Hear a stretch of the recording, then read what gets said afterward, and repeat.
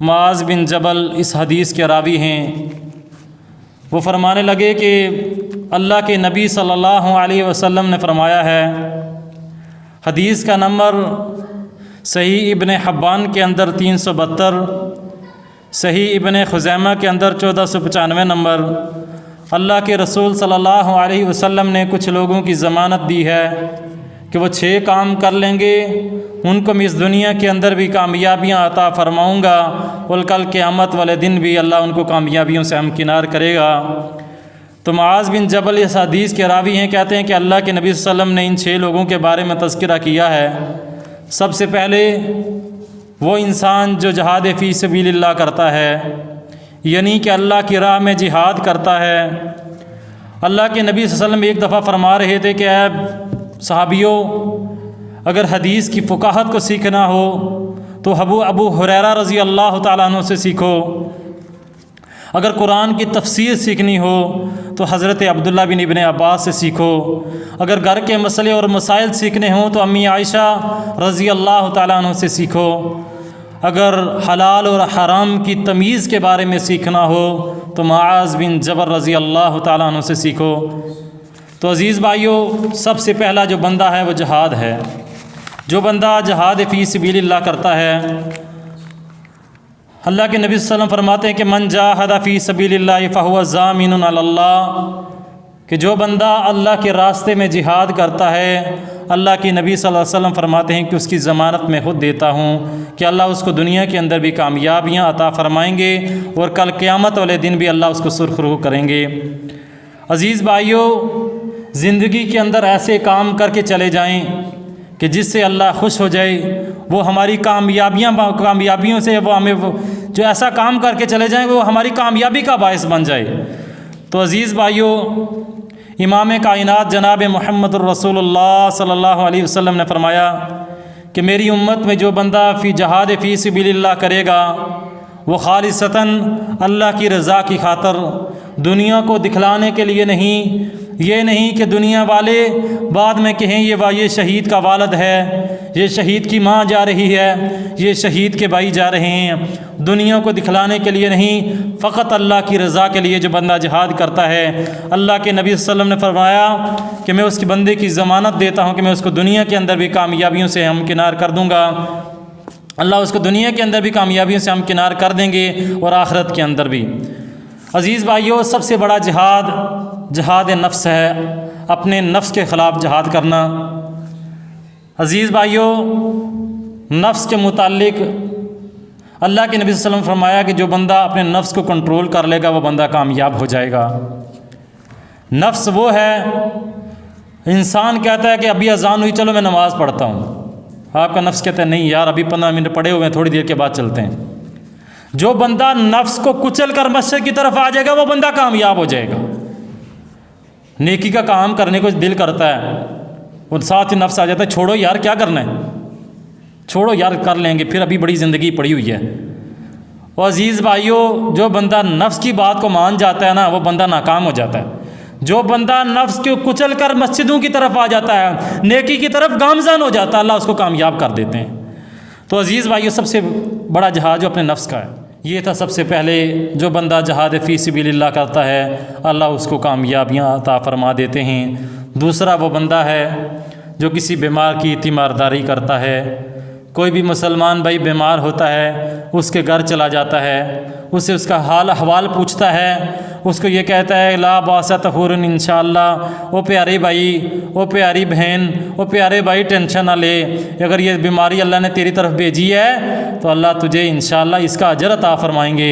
ओ प्यारे भाई, अगर तुझे तकलीफ़ पहुँच रही है, इंशाअल्लाह ये तेरी मग़फ़िरत का सबब बन जाएगा।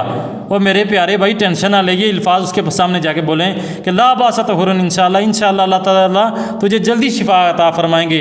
उसके साथ ऐसी जाके दिलजोई की वाली बातें करें। ओ भाई परेशान ना हो, इंशाअल्लाह अल्लाह ताला ने ये तेरी बीमारी को तेरे लिए मग़फ़िरत का सबब बना देना है। ओ भाई परेशान ना हो, तेरे गुनाहों को अल्लाह ने माफ़ कर देना है। अल्लाहु अकबर। अल्लाह के नबी सल्लल्लाहु अलैहि वसल्लम फरमाया कि दूसरा वो बंदा है जिसकी मैं ज़मानत देता हूँ कि अल्लाह उसका खुद ज़ामन हो जाता है।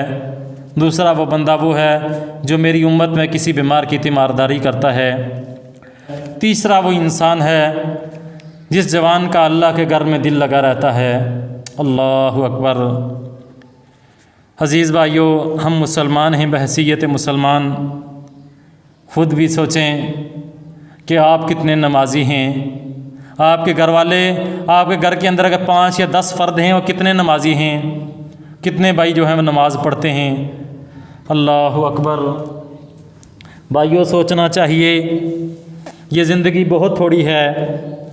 असल जो ज़िंदगी वो मरने के बाद शुरू होने वाली है, उसकी हमें तैयारी करनी चाहिए।